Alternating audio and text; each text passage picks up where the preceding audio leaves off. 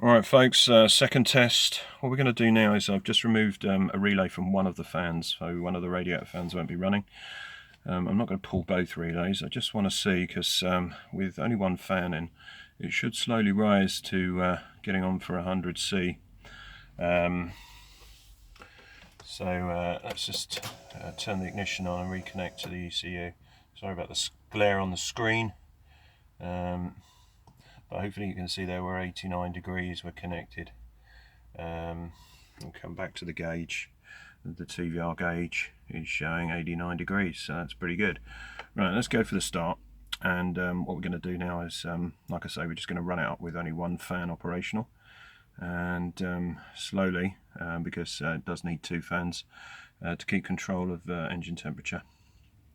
We should see this go over 90. The purpose of this test, obviously, and this being the most important part of the test, is does the TVR gauge in the dashboard with the new sender, does it actually show an overheating condition, which the resistor mod in my case didn't. So this is why we're doing this. Anyway, here we go.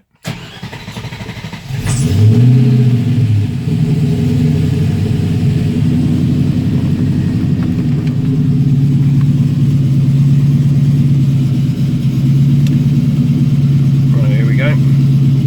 We're at 88, 87. We should get the fans cut in fairly quickly. Sooner or later, one of the fans will cut in as the temperature goes up.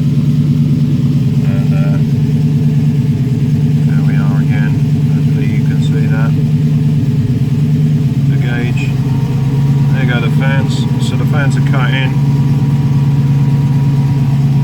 I've got a Davis Craig fan controller, and in the summer I like them to come on around about 88 to be fair. So that's just obviously one fan. So let's watch it go up. I want to see it go up to sort of 95, head towards 100 before I abort this. Obviously I don't want to overheat my engine for the purpose of this test. What I do want to do though is check to see whether the gauge is capable of going over 90, heading towards the 100.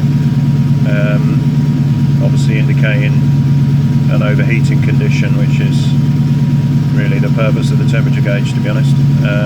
Okay, so here we go. We're going to 91. This might take a little time, folks, just because obviously I didn't want to run it up with no fans at all.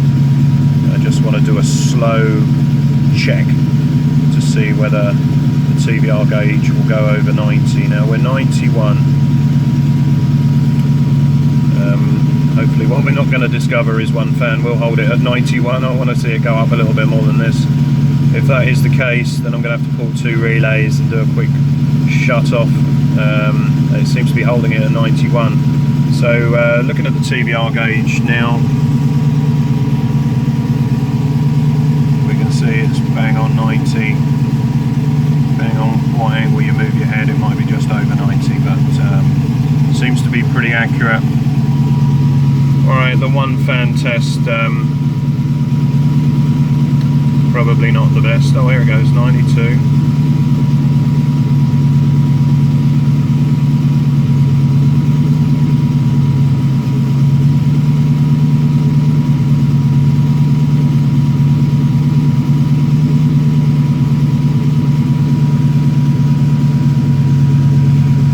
So you can probably see I've got a slightly higher than most people idle because I'm running a stealth cam. And again, in the summer I like it idling about 1050. Just spins that wall pump a little bit faster. So we're 93 now, and that's good news. It's definitely, won't hold it still, definitely kind of 93 on the gauge as well, I would say. So that's good. Its accuracy over 90 degrees so far seems good. Here we go. This is working. We're up to 94, so you can see the importance of two fans here now. You do need both your fans. We're at 94. So I've got no issues with it going 94, 95, even to 100. just briefly.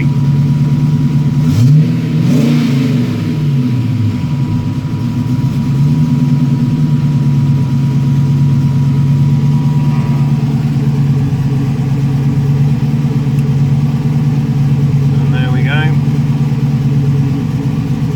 Sort of 95 there, a 94, 95 on the gauge.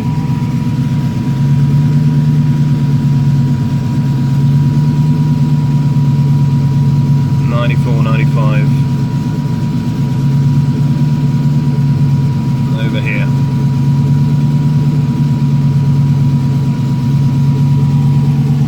Back on the gauge, 94. I did give the engine a little rev there a minute ago, spun the water pump up a bit.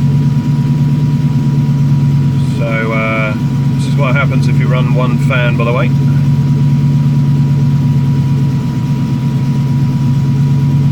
See if it climbs up. I think it's just flicking over to 95 again.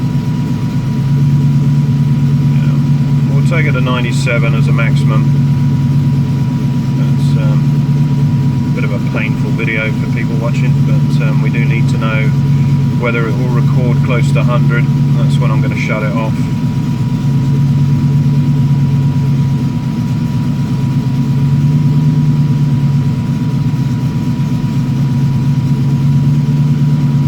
See where it can go up to 96 at least. Seems to be bouncing around 94, 95 at the moment, so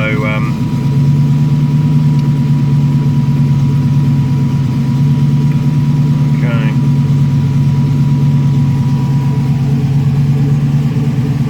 TVR gauge again. Very accurate with this sender, really happy with it.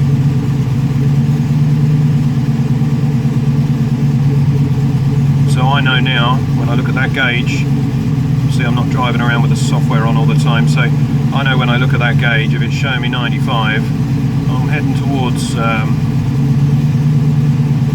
well, I'm 95, but I'm heading towards a kind of a slightly hotter than I'd hope situation. I don't want to keep running it at 95 all the time here, and it's not really climbing up to 96. Let's just yeah, she's just coming up to 96, so let's see, there's 96, and it may not take too long before it hits 97, at which point probably I'll abort the test. So that's 96 coolant temperature on the Can-Am software, and holding stable 96 as well. TVR gauge with the new sender has risen very fractionally. It's very difficult probably for you to see on the video, but to me that's just over where it was when it was 95, so I'm really happy with this. That's working well. It's just getting a little bit closer now towards that 100. And let's just see whether we can run it towards 100.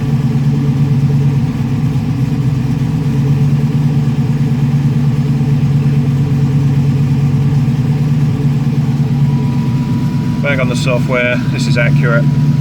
It's 96. I don't see it flicking over to 97 yet. Eventually I guess it will, and eventually I guess if you're idling in traffic with one fan, you will eventually overheat. I think it'll probably take about 20 minutes before you do, 20 minutes of idling. But obviously, you know, anything over 100 starts to get a bit dodgy. So that's still 96, and it seems to be holding it there. So I'm going to finish the video now, otherwise we'll be here all day. But ultimately, it does appear that the new sender, which I put in the Range Rover sender hole, goes in there fine. It's a little bit tricky around the fuel rail. Access is not the easiest, but it can be done. And you need an 11mm socket to extract the Range Rover sender, and as I say, access isn't absolutely fantastic. You ideally need a deep socket, but that gets in the way of the fuel rail, so you kind of have to work a quarter drive 11mm socket in there and just hope that you've got enough on the square drive, on the quarter drive, to get some traction on it. I did, it wasn't a major issue, and out it came. You kind of just want to loosen it, back it out, back it in, back it out, back it in, and then when it's kind of in but still finger tight, you can get the socket off, and then you can wind it out literally by hand. The new sender, by the way, is 13mm, so 1/2 inch. I managed to get a deep socket on it, and although the angle was a bit kind of nasty on the flats, because it was a 6-sided deep socket, it was fine. That was actually on a 3/8 drive, because I've only got 3/8 drive deep sockets, and that 13mm 3/8 drive deep socket did the trick, and was able to screw it in. Obviously it's on a taper, so don't over tighten it. Nipped it up, and here we are with some good results. Right, here we are, we've gone up to 97. I think we're going to abort the test now, as I don't want to run the car too hot. This is with one fan, 97 degrees C on the Can-Am software, which is a very accurate 97 degrees C coolant temperature. And we're going to come back here and we can see the gauge again, I would say 97. Absolutely spot on. Very happy with that.